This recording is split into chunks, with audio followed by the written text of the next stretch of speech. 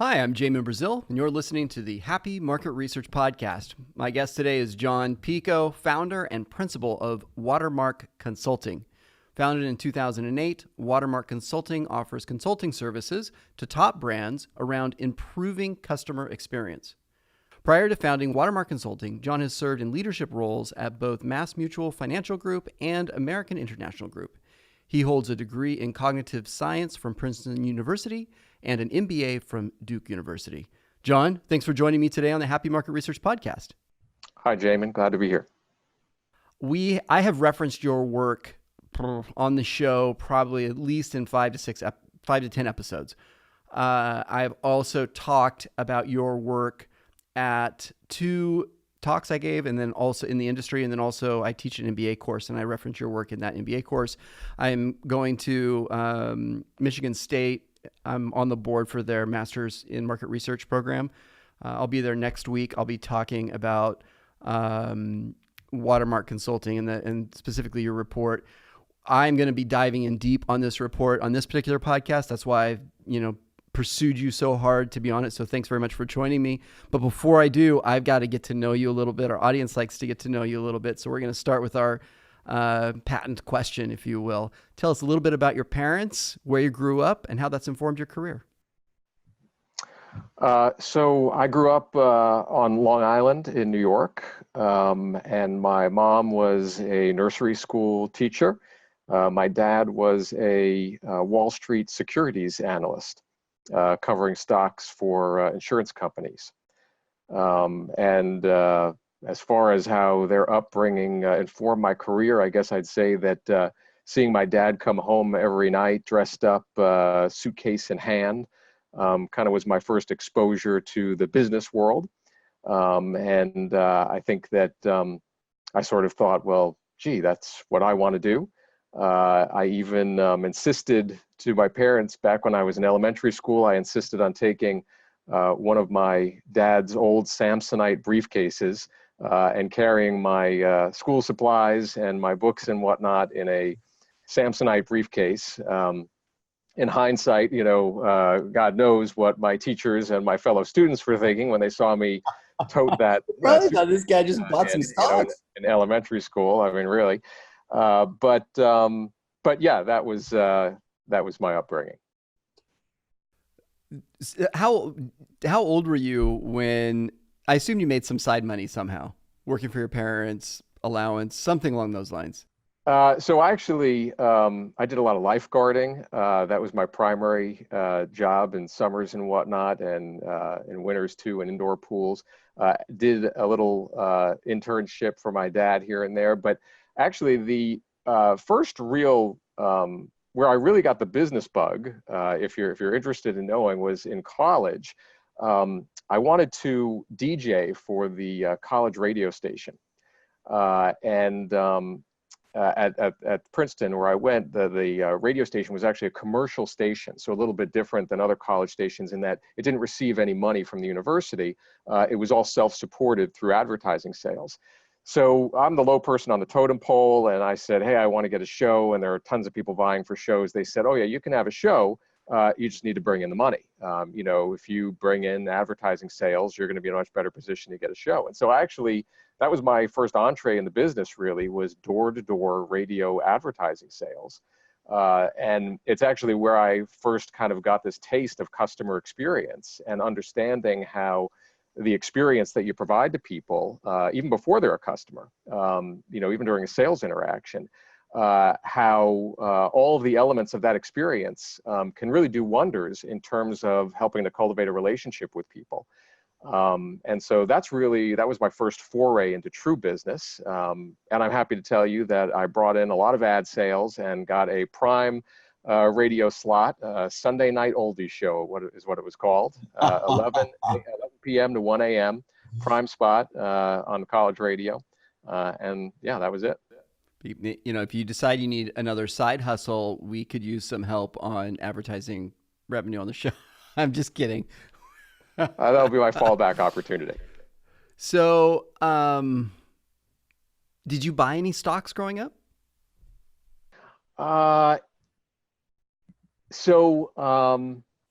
I remember that my parents bought me some stock here and there.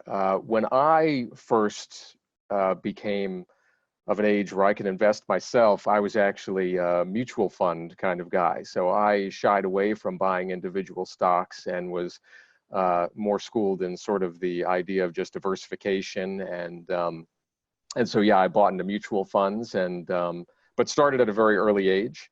Yeah, so. Well, okay, so I'm kind of like I'm fishing here, and what I'm really looking for is like you had some very good jobs. You were in you're in both places for quite a while, right? Just under a decade, and yet you decided in 2008 to leave and start a consultancy, which is I mean, it's certainly in the early years, everybody knows that's a saw blade of emotion, right from the ups and downs based on winning projects and then delivering against projects. What was it like? When did you decide that you were going to step out and start a consultancy? Yeah. So I had always had an interest in putting out my own shingle. Mm. I think that that was just something that was inside of me all along, even though I was spending my whole career in the corporate ranks, in large companies, no less. But I was always intrigued by the idea of putting out my own shingle in terms of having the ability to work on what really interested me the most, and to focus and to build a business in a way that that I thought it should be built, and to have really complete control over that, which is not something, as despite your best efforts, that you have when you're working in a large organization.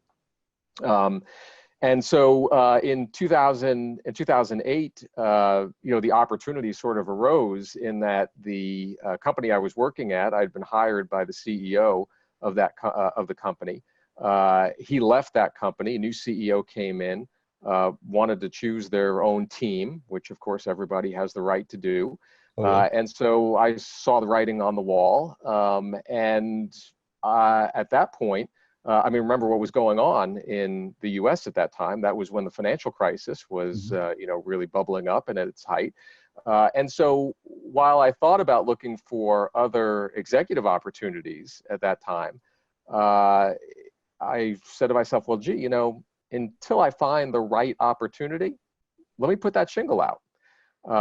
Let me get started. And, it might just be a way to sort of bide my time until the next executive opportunity comes that appeals to me. Or maybe it'll be actually a long-term endeavor. And it turned out to be the latter. I'm very glad that that's the way that it went. Who was your first customer? My first customer, the company, it was Marsh and McLennan. Not too bad. Yeah, no, not too bad. And and actually, it was business that came through a connection that I had developed earlier in my career. The value of networking, of course. But yeah, that was my first customer, and it was a great customer to have. Obviously a name people would recognize. Yeah, no kidding. I mean, it's nice, being able to get to revenue is really important, but then I guess, to the other point of it, it's the validation that creates or the social trust that creates when you have that name behind you is a big lift to the business and you personally. Yeah, and actually, I tell this to people who I talk to who are interested in starting their own businesses and being an entrepreneur. And I tell them that when I first launched my company, what I realized was the number one priority had to be building credibility. Particularly if you're a boutique consultancy that's trying to work in the same market as much bigger entities.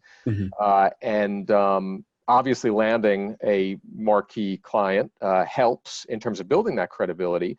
But quite honestly, for probably 9 months when I first launched the company, my focus was purely on writing and speaking. Because I decided that was the best way to build credibility in terms of people, right or wrong, when people see you up on a podium when they see, your name in print and that you're authoring articles and whatnot, right or wrong, it adds credibility.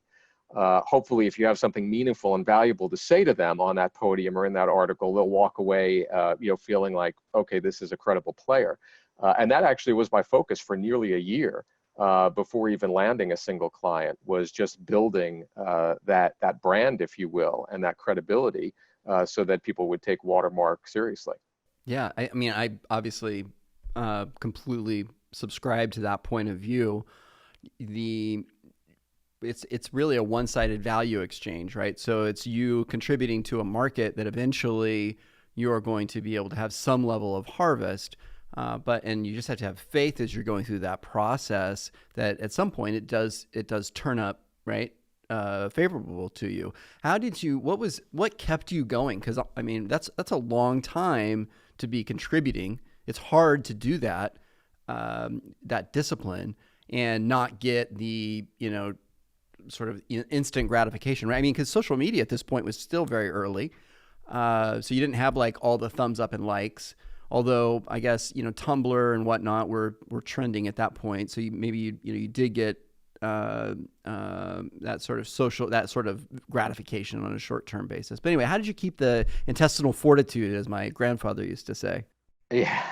Well, this might be unique to me, but you talk about the delayed gratification. There was actually some instant gratification for me because I enjoyed writing and speaking very much. I continue to enjoy that to this day. And so merely getting published, I remember the first time I had an article published in the New York Times. I mean, that was tremendous gratification. And the first time I landed a big speech in front of a large group. So even though there was an alternative objective, a longer term objective in terms of credibility building there, personally for me, it was actually very gratifying to accomplish those things. And so that definitely kept me engaged through the course of the journey. That's awesome. So tell me about a specifically difficult or material challenge that you have overcome either personally or professionally. What we were just talking about, that would pretty much be it. Yeah. That's a good one. Because starting a new company is a steep climb to begin with. Starting a new company in the midst of the greatest economic downturn since the Depression, increases the difficulty of the dive. That's right. And so I look back and say, without question, that was the biggest challenge that I probably had professionally. In terms of just overcoming that, given the headwinds, given the environment that I was operating in. Yeah, was the worst possible time to try to start a business. Anyway, all right. I just finished talking with a few guests centric to user experience. Both guests, our space is so interesting because nomenclature is really, really important, right? The words that we use to describe things. So we have these casts, right? You've got like market research that fits someplace inside of the corporate kind of ecosystem. You've got user experience research that fits there, and you also have customer experience. And if you look at Google Trends, you'll see there's an inverse relationship over the last 10 years between market research and customer experience, which is, very eyebrow raising for me. We were talking about this a little bit at the beginning of the show.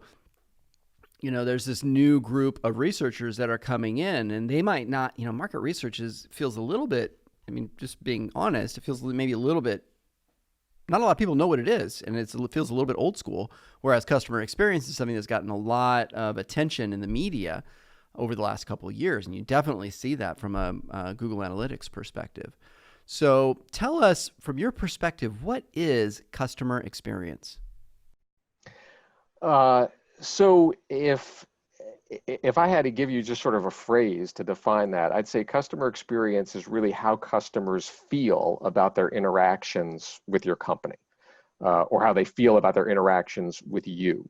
And it's worth just unpacking that definition a bit, because when we talk about the word interactions, how they feel about their interactions with your company, well, it's very broad. Those interactions really encompass every live, digital, and print encounter that they have with you through the entire customer lifecycle, even before they're a customer.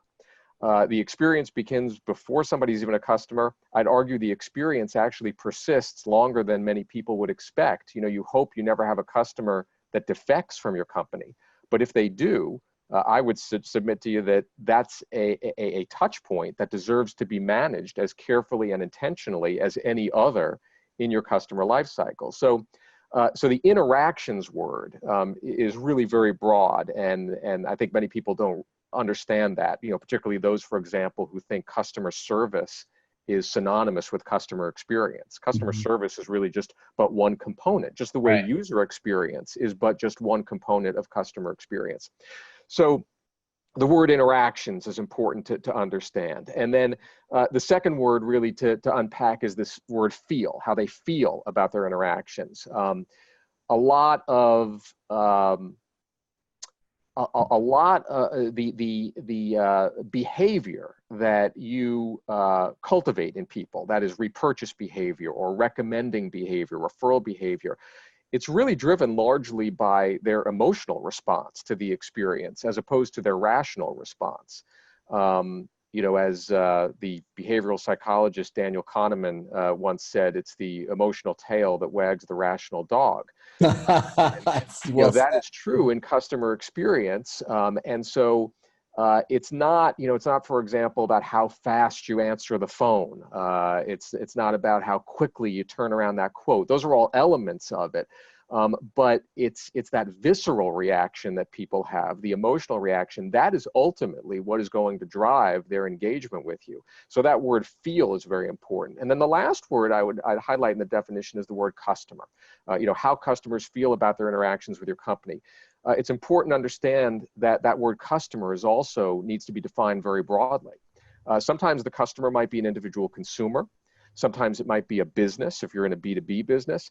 Sometimes the customer might be a distributor where you're trying to get shelf space or trying to somehow circulate your product. Sometimes the customer is a colleague that's just down the hall from you or one of your employees. And I think that the techniques that companies use to engineer a great customer experience can actually be applied to all of these different constituencies. Not only in terms of engaging individual consumers, but even engaging employees at a company or job candidates that are, because they're customers in a sense, that you're serving them, they're interested in applying for a job and Glassdoor. Sorry? Glassdoor, right? Glassdoor. Right. Yeah, sure. So that's really how I would describe customer experience. And, the term user experience I think that's a very important part of the customer experience. But again, it is just one part.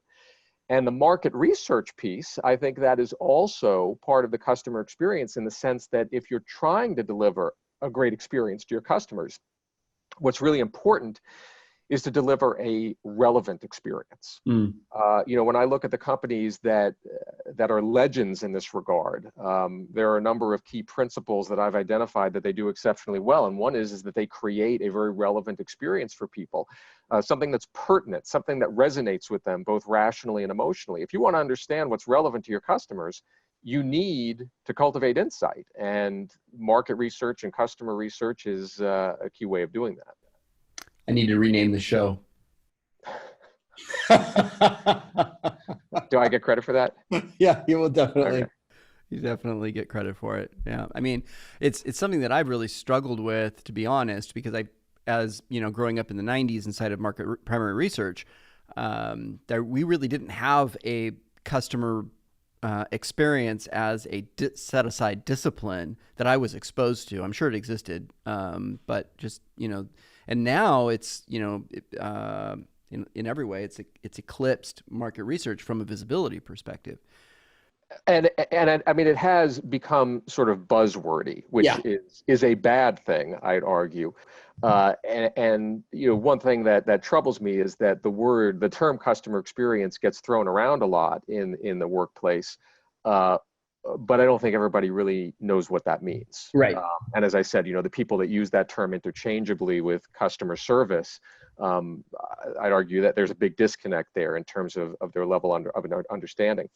Also, if I just might, you know, because you're mentioning about the market research and you know, how it's evolved today and whatnot, and how it relates to customer experience, something that I think is doesn't get enough coverage and that people don't talk enough about in the market research world is how market research is part of the customer experience. Like, it's actually part of the experience of the customers that you are reaching out to conduct that market research. And the classic example I like to use to illustrate that are customer surveys that dissatisfy your customers.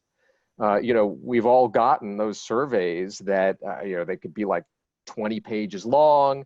They could ask you to remember things from 2 weeks, an interaction 2 weeks ago that you have no clue about. And I think that, you know, no offense to market researchers, to anybody in the research realm, but I think that's something that that people in that discipline would be wise to understand, is that the work that they are doing is part of the experience itself. And so not only should it be used to cultivate insight, it should also be used to strengthen the impression that that customer has of the company that's conducting that research.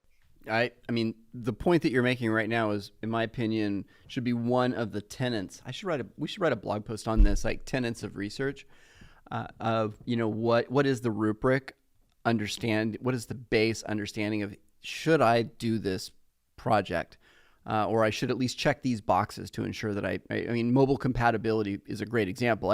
I launched a survey recently. I mean, it wasn't my survey, I didn't program it, but I was doing some work for it. And it was getting a really bad completion rate. And I'm like, what in the world's going on? Incidents shouldn't be this low. Turns out it wasn't mobile compatible. And in a world where you've got over 60% of respondents happening now on mobile devices, you know, anything I take is on a mobile device. I don't sit in front of my desktop anymore and take a survey. I'm doing work at that point. You know, you just gotta, like, we as researchers, you know, when we say that, we've heard this said a lot, right? It used to be the case that brands were who they said they were, and now they are who their customer says they are. This became very apparent to me at Decipher about less than that, like 10 years ago. We were doing this longitudinal study for eBay. We'd been doing it for a couple of years, and I looked at the email report, and we had just sent over 1 billion emails against this project over the period of time that we had it. It was, the emails were going, they were basically a customer satisfaction type NPS-ish thing. Different than that, but that was the gist of it. And I'm like, holy crap, that's a lot of that's a lot of, like, we probably, like, that, you think like a direct marketing, for example, you know, I mean, that's like, the marketing department should have visibility on all those touches, and yet, you know, there's zero visibility there. Right. So yeah, I mean, research is an extension of brand. Yeah, absolutely. So talk to me about who your customer is. So I get that, you know, the consultant, your service, and then we'll dive into the report. Your service is geared towards optimizing customer experience for your customers. Who are your customers? And I mean it down to like, who are you interacting with at the corporate level from a level perspective? Sure. So, well, you know, the first thing I would say is, and this gets back to the definition of customer experience. So the work that my firm does, I'd actually describe it as straddling 2 dimensions, and that is the customer experience as well as the employee experience. Because the way I encourage people to think about it is, a great customer experience is like a well-choreographed performance. And there is an on-stage component, which is all the live, print, and digital touch points that the customers see. But then there's also the backstage component, and that's everything that's going on behind the scenes, which, while invisible to the customer, nonetheless can exert a very meaningful influence on the quality of the experience that's delivered. And backstage influences might be things like your hiring process, the types of people that you're hiring, how you vet them, how you onboard them and train them, how you measure and reward them, the cultural norms in the organization, leadership behaviors. These are all things that create an environment that either can be conducive to creating a great experience or can undermine it. And so my firm actually, the work that we do with our clients often straddles those two areas, both the onstage and the backstage. In terms of who we interact with at companies, it does vary quite a bit. There are companies that have, at this point, chosen to appoint like a chief customer officer. Yeah. So it's not uncommon for somebody like that to be kind of our primary point of engagement. But there are also firms that we've worked with where it's the CEO that just might be very passionate about this and is the one who's driving the activity. We've also seen customer experience live in marketing. So a CMO might be our primary point of contact. We've seen it live in operations, where a COO might be the primary point of contact. And actually, I think that, that diversity of contacts and how this thing called customer experience, resides in so many different places, I think it actually speaks to why it can be difficult to really nail this thing in an organization, because there's both an art and a science to customer experience. And if you think that it is just a marketing endeavor, you are doomed to fail. And if you think it is just an operational endeavor, you are doomed to fail. And I have found that the people we work with that are most successful are the ones who can actually dip their toes in both of those dimensions. People who, they might be a trained marketer, but they've got a good sense of the operational aspects of how to not just articulate a value proposition, but to bring it to life operationally, to really weave that customer experience theme through every interaction that you have with a company. And then conversely, we've worked with people in operations roles who, they might not be classically trained marketers, but they understand that aligning the experience with the brand and how it is defined is critical.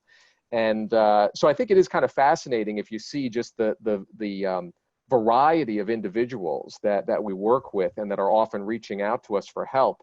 It really does reflect the criticality of having sort of a left brain and right brain approach to engineering customer experiences. What is the customer trigger for them to reach out? If we look at the most common reasons why people reach out to us, I'd say it probably falls into 3 or 4 categories. One is the company that says, we're just launching a customer experience initiative and we need help understanding how to structure that. Should we hire a chief customer officer? Should we create a centralized team? If we do, what should they be responsible for? What should their priorities be? And so that's one common type of engagement, is helping them build almost that organizational scaffolding, if you will, on how to structure a customer experience improvement initiative. A second common type of engagement is when a company will come to us and say, we know in our hearts that we can do better for our customers, but we're just not quite sure where and how to start. And so we have a methodology that we use in that situation, which is essentially a very deep and comprehensive dive into the firm's current customer experience, basically answering the question, what does it really feel like to be your customer? Because you might think you know what it feels like, but within the walls of the organization, often that view is very different than what it actually feels like to the customer. So helping to map that out for people, show them the highs and the lows in the experience, and to give them a very detailed roadmap for how to get from point A to point B, which, mind you, isn't just about enhancing existing interaction points. It can also be about adding entirely new interaction points that don't exist today, but help to elevate the quality of the experience. So that's a second common type of engagement. And I guess the third I'd say is when people are at an even earlier stage and they say, hey, we're hearing about this customer experience thing, but we need to sort of get our executive team on the same page with what is it all about and how do great companies really manage it. Or maybe they're already there with their executive ranks and they need help with the front line, getting them to understand what is the customer experience and how can they personally on the front line each day, what can you do in order to influence the quality of that experience in your role. And so for that, we've got a lot of educational programs that help spread the gospel, if you will, around not just what customer experience is, but the techniques great companies use to effectively manage it. So let's dive into the report. The findings, as I understand them, you've got, S&P 500, which has had year over year, improvements for the last decade, material. Up and down, but yeah. But in total, yes. For total, aggregate. Yep. The analytics that you've done has identified that CX leaders are about 45 points above the S&P, and probably like the eyebrow raising part is the CX laggards are underperforming by 75 points, which I think is, a really important. Like that's a material delta between the two, right? Yeah. So like talk to us a little bit about the methodology of the report, and then maybe unpack for us this key finding. Sure. So, one thing that might be helpful is actually to talk just a little bit about the origin of the report. Yeah, that'd be great. And why we even chose to start doing it. And it goes back to when I first established Watermark, a decade ago, because something that I saw then, as we were in that credibility building stage, right? And this is something I even saw in the corporate world when I was in the corporate roles, but a lot of executives in companies pay good lip service to the idea of customer experience and good customer service. But the dirty little secret that everybody has that they don't talk about in the town hall meetings with employees and whatnot is that there is this inherent skepticism of, does it really pay off? And I think in part that skepticism is due to the fact that people see companies out there in the marketplace that seem to do a really bad job for their customers, yet seem to be profitable, at least for some period of time. And so when I launched Watermark, I was really thinking a lot about how do you even get people to how do you open the dialogue with people to get them to entertain the idea that this might actually be something worth investing in. And I started to think, well, what is the language that every business executive understands? And what it came down to was shareholder value. Because even if whether you're a public or a private entity, that is a proxy for the value of my company. And so I thought, okay, if shareholder value is the language everybody understands, can we demonstrate the value of a great customer experience in that universal vernacular? And that really was the birth of the Watermark Customer Experience ROI Study. And so what we did is we didn't pick the customer experience leaders or laggards ourselves. So we weren't stacking the deck. We actually used research from other well-known firms that each year had established programs where they were interviewing over 10,000 consumers and ranking 200, 300 companies in quality of customer experience. And we took publicly available information and basically created two model portfolios. The leader portfolio was made of the top 10 publicly traded companies in customer experience. The laggards were made up of the bottom 10.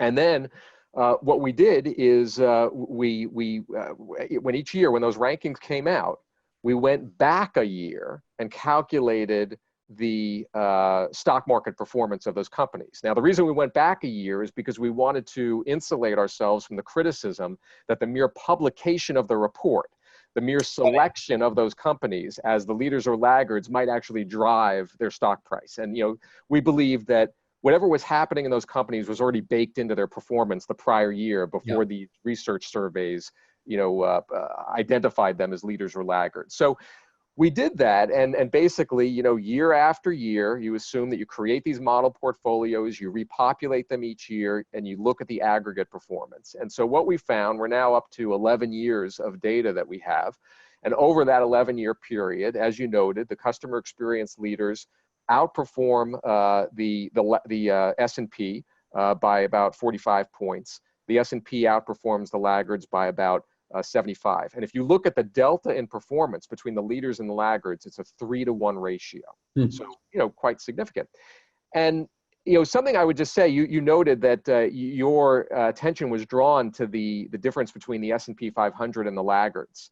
And I think that's actually a very important thing to highlight, because many people, when they're thinking about customer experience investment, they're thinking, well, what's the upside?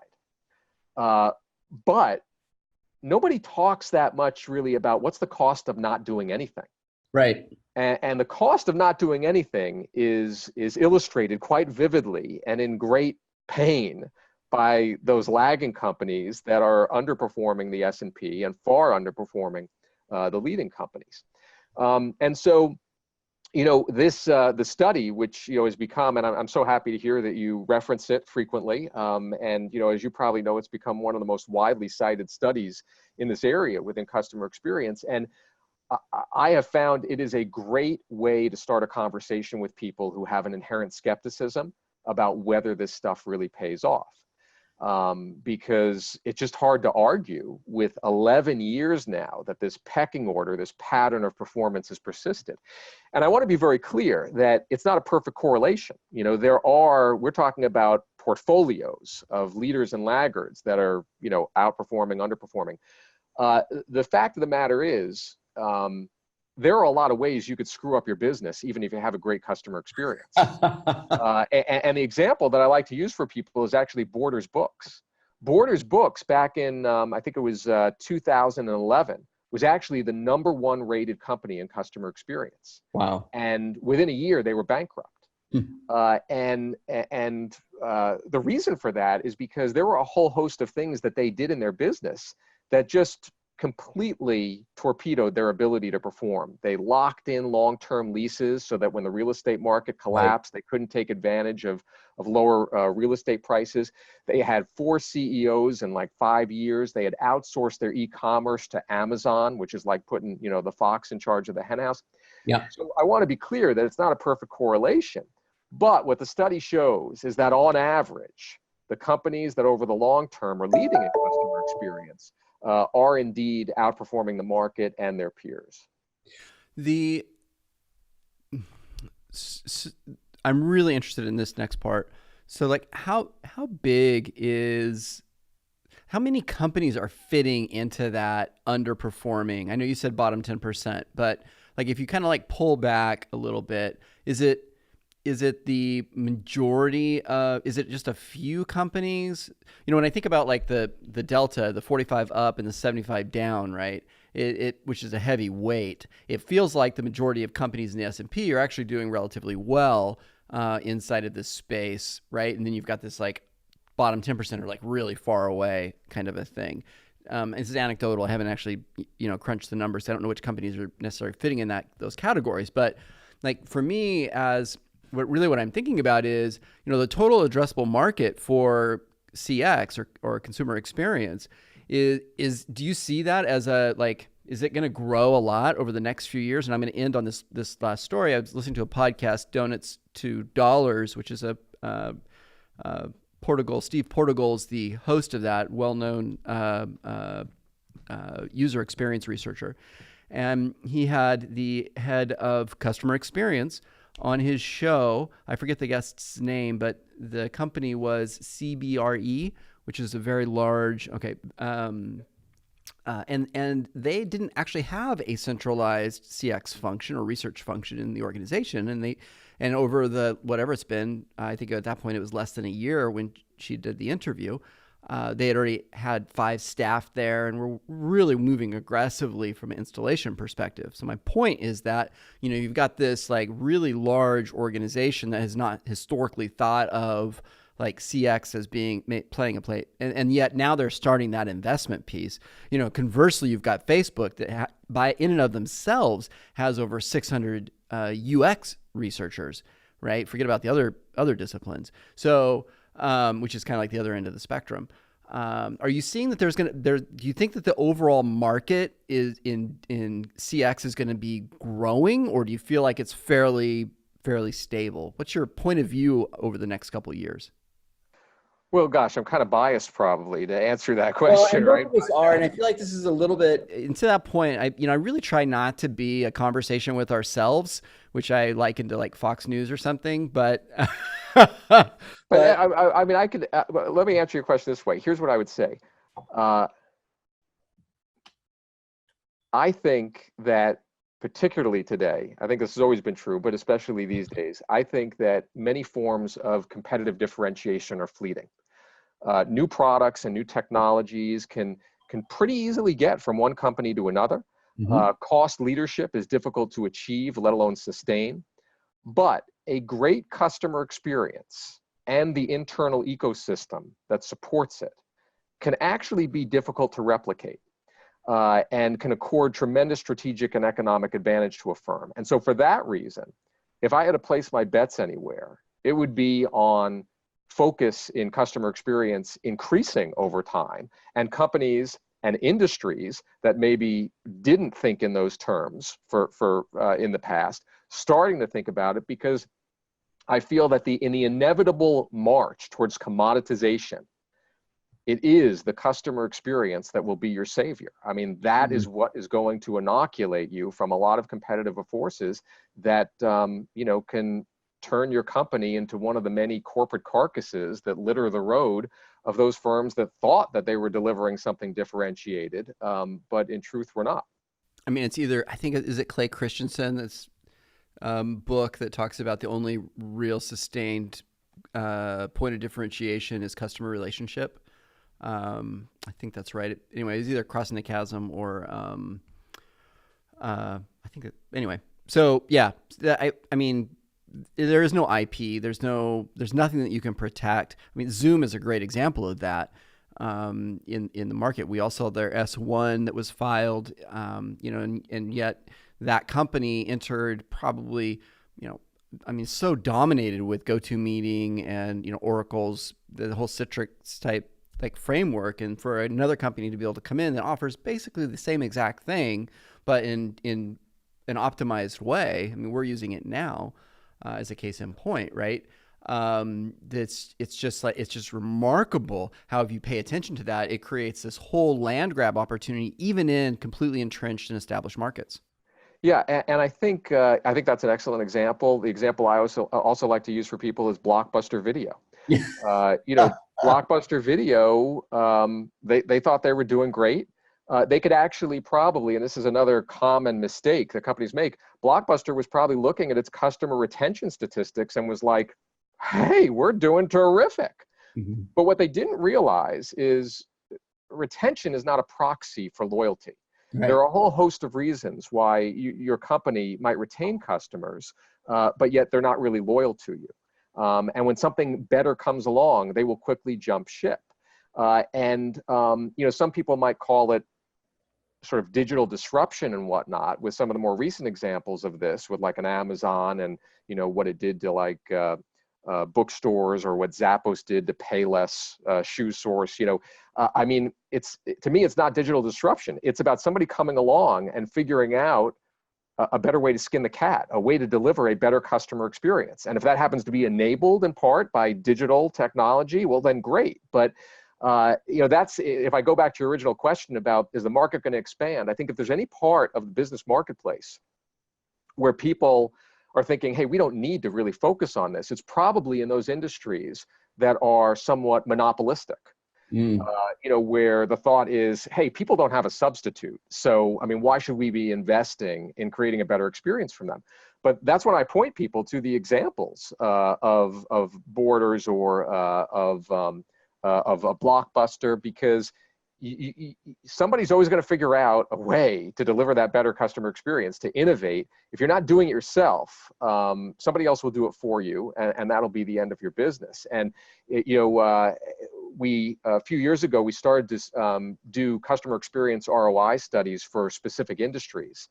And one of the industries that we selected was actually the airline industry, because and we targeted it because many people say airline seats are a commodity. I mean, it's like, yeah, you're going to fly with whoever gets you from point A to point B, and you're going to go for the lowest price. Well, we actually found that when you look at the customer experience leaders in the airline industry versus the laggards, it's a very similar setup to what the study we've been talking about illustrates. And that there actually is a performance premium for airlines that outperform in customer experience. That was something that surprised many people because they thought if there's any industry, where it's highly competitive, highly commoditized, isn't that it? But the fact is, there are airlines like Alaska and JetBlue and Southwest that have figured out a way to break out of that mold. I mean, the Blockbuster example is really interesting because it's like the exact bullseye of a bad customer experience, right? Because their business model was predicated on late fees. That's right. So it's like, you've got when your business model is predicated on basically you screwing the customer, then you can pretty much guarantee you need to reach out to Watermark Consulting and sort that problem out. And I'll on the other side of it, I'll talk a little bit about like McDonald's, because I think McDonald's has done a remarkable job of partnering with its the buyers, the consumers, and identifying what the best value opportunity is in front of them. And I like the I think it's 4 for $2 or something. I forget what the special is, but they run these various specials and they'll actually tell people, hey, this is going to get you the most. It's not, they don't say it like this, but thank God I'm not in charge of the marketing department, but they don't say it's like, here's the maximum calories for the least amount of dollar, like that kind of thing. But, they really have done an outstanding job of changing just the way that they interact with customers so that they are promoting to the customer, this is how you can get the most out of your dollar right now.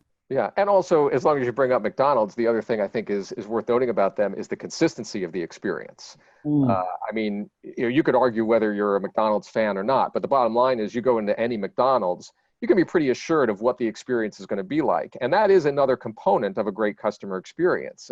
Creating any kind of experience sporadically is one thing, even if it's a good one, but creating a really good customer experience consistently at every location, day in and day out, that's an entirely different animal. And one thing you have to give credit to a company like McDonald's for is, whether you like it or not, the experience is certainly very consistent from outlet to outlet.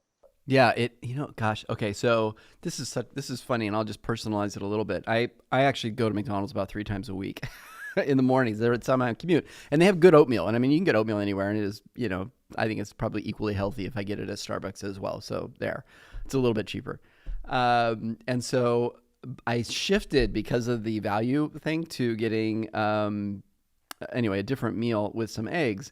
And I kind of got like once a week, that was like my go-to breakfast. And it was always the same every single week for months. It was always the same until one time it wasn't, and the eggs were runny. And I was like, never ordering that again.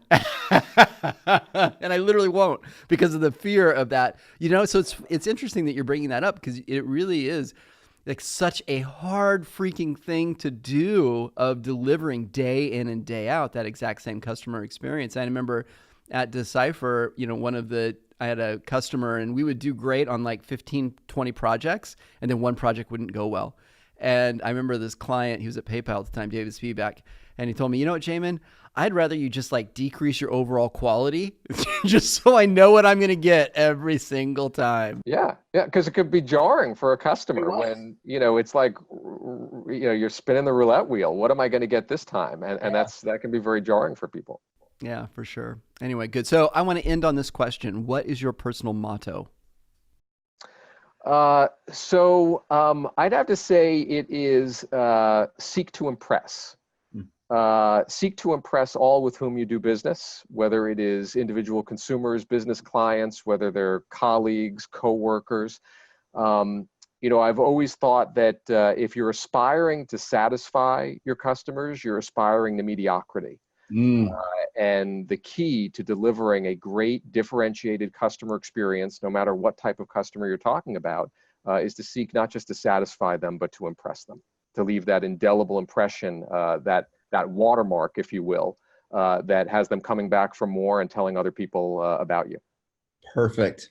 My guest today has been Jon Picoult, Jon, thanks very much for joining me on the Happy Market Research Podcast as founder and principal of Watermark Consulting. I'm sure that people can find you on your website, but maybe you could just give us a quick, how people could get in contact with you. Sure. So you can Google Watermark Consulting, or you can go to www.watermarkconsult.net. Perfect. And of course, that information, along with his information on LinkedIn, will be available. Sir, thank you on the show notes. Thank you so much for your time today. Thank you. I enjoyed it.